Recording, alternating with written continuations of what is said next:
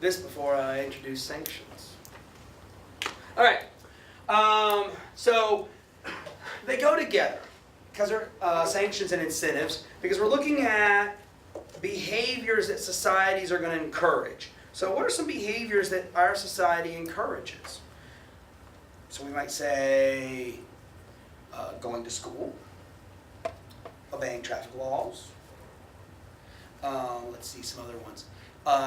Did your parents ever say, be sure to say yes ma'am, no ma'am? No illegal downloads. What?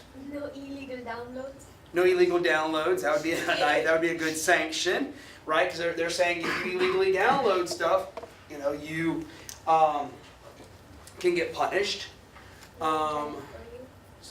So that's a sanction. So we're going to look at behaviors that societies encourage or punish, attitudes that societies encourage or punish, and we're going to see the ways in which these play out in more serious domains in this particular lecture. So that's where we're going to be heading with this. This is just the same sentence again, but what we can do here is we can make a little chart and give some terminology from your text. So we can have over here the person's action. And their action is going to bring them closer, or we're going to see further away from a particular response. So the person's action, they study for a test, get a good grade, might bring them closer to a sanctioner's, that is someone in a position to approve or disapprove. It might bring them closer to approval. Now, who's a sanctioner? Government? That is a sanctioner. Are you a sanctioner? Yes, sir. Depend on the situation. Yeah, in the situation. Yeah, it depends on, you're a sanctioner, right? Your friend does something and you go, dude, that's not cool. Or, awesome, you're a sanctioner. We're all sanctioners. The government is a sanctioner. It's one of them, right? So, someone does something, they bring closer and you go, oh man, that's awesome. Your text calls this a positive sanction. Of course, they could do something and it brings them closer to your disapproval. Right? They do something and you're like, man, that is totally not cool. Call that negative sanction. There's also, their action could take them away. It could take them away from your approval. Right? So they do something, and the example I always think of here is if you get a haircut and people don't say anything about it, right? So they don't say you look bad. They're negatively sanctioning you. They're taking away their approval. Ostracism is a good example of this. Right? You're not my friend anymore. Taking my ball, going home. Your textbook doesn't discuss this one. I don't know why, but another positive sanction could be if I take away my disapproval. Right? So you have finally kicked your heroin habit. Now we're Facebook friends again. Good going. That would be a positive sanction. Your action. Who's had psychology of learning? So, does this sound familiar? Yes, Yeah, if you take reinforcement. psychology of learning, these terms map on to stuff that is discussed in that class, only they're discussed as reinforcers and punishers.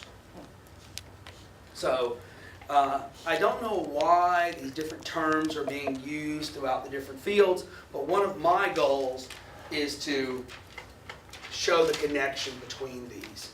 So, in learning theory, what we would say is, your action brought you closer to approval, you got positively reinforced. Closer to disapproval, you got spanked.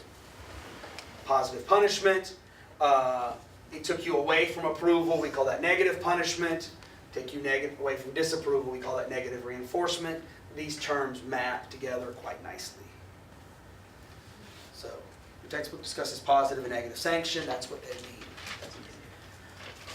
Well, sanctions themselves differ in the strength of the sanction. Some sanctions are weak, some sanctions are strong. Right? So, we can look at weak or strong sanctions. So a weak sanction might be tisk tisk. That's a weak sanction. A strong sanction might be you're going to jail. Right? Weak sanction, strong sanction. Sanctions also differ in whether or not they're formal or informal. So what we can do is we make a nice little chart. We can go, okay, is the sanction, so we look over here and go, is the sanction going to be weak or strong? And are the sanctioners formal or informal? So we can say, we can have a weak sanction or a strong sanction, and the sanctioners could be formal or informal. Well, conveniently enough, there are terms for all of these things. Whenever I set up these nice little charts, it means there's going to be a term in every box. A term you have to know in every box. So, a informal weak sanction might be involved in a folkway. Right? A folkway is, which fork do you eat with? Right? So you go to a restaurant, you have 3 forks sitting in front of you. We have a rule about which fork to use. And just for the record, the rule is start from the outside, move in. But if you don't know that and you pick the inside fork, what's likely to happen? Nothing, right? We might look at you and, you don't know how to use your forks, but we're not going to, nothing is going to happen to you. It's an informal sanction. Or we expect people to wear the same color socks. I don't know why, apropos, right? You don't wear the same color socks, what's likely to happen to you? Your professor's going to point you out, and Life is too short to wear same socks. life is too short to wear the same socks. Great attitude. I'm going to tell you, I don't even match my socks. It's like the white ones go together, they're like various lengths, So I'm with you. Life's too short. Life's too short. It's the same thickness, it's totally fine. Yeah, everyone notice, do you want people around the world to see your socks? You can stand up and show the camera. Life's too short. Whee! All right, I was giving you a way to do it. All right, there are with Moores. These are informal rules of behavior, but breaking them can have a strong sanction. So let's see. This might regard clothing. So if I show up on Friday wearing a skirt, you might have some very strong sanctions against that. That's a stronger one. It's not legal or illegal. It's just we apply stronger rules to that. We as in society? Yeah, we as in society. So, 150 years ago, if you showed up wearing pants, society was very strong. It wasn't just like tisk tisk. It was women should not wear pants. If you are wearing pants, you are a horrible, horrible person. Or, no, I'll give that example.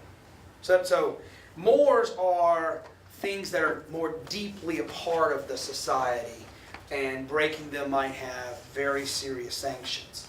Obviously, the strongest of all of these are strong formal sanctions, which are things that we say are illegal, or things that we force, and we call them legal.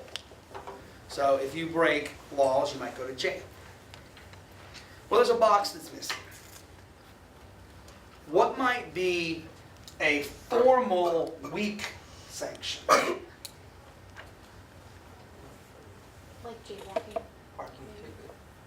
Parking ticket, jaywalking. Well, there's still you're breaking the law with that. It's not as strong, but it's technically a law. What about if I give you an award?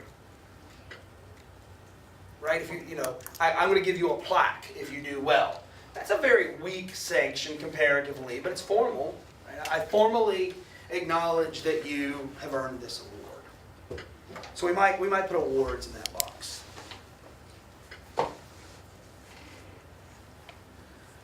Does Well- it matter from who? An award from who or what? Obviously, yeah. Obviously, yeah. All of these obviously matter because there are some laws that all of us break. Right? I'm going to imagine that everyone in this room speeds. except for Byron. He wants us to know he doesn't speed. Right? You know, like it's like, okay, here's the. I was passing through some town in southern Alabama this weekend, and they had set the speed limit on a large road at 25 miles an hour. I hate It was a them. speed trap. Yeah, it was very much a speed trap. My truck, I tried to set the cruise control at 25. My truck was like, I can't even do this speed. It was offended at me. Tried to give me a ticket. So, here's what's interesting. In addition to being a strong formal sanction, often when we declare something illegal, we shift people's views on the topic. Huh, what does that mean? So here's a way to test this. Let's take two substances and just describe their effects, right? So I might have substance A right here, and I go, if you use substance A, here's what's going to happen, right? So here's what you can do. You can go substance A or substance B, and then you tell people it's legal or illegal. And you ask them, should it remain legal or remain illegal? Well, there's something peculiar about declaring something illegal. What do you think is going to happen to things that we as a society declare illegal? We tend to think of them as bad or You think- harmful or.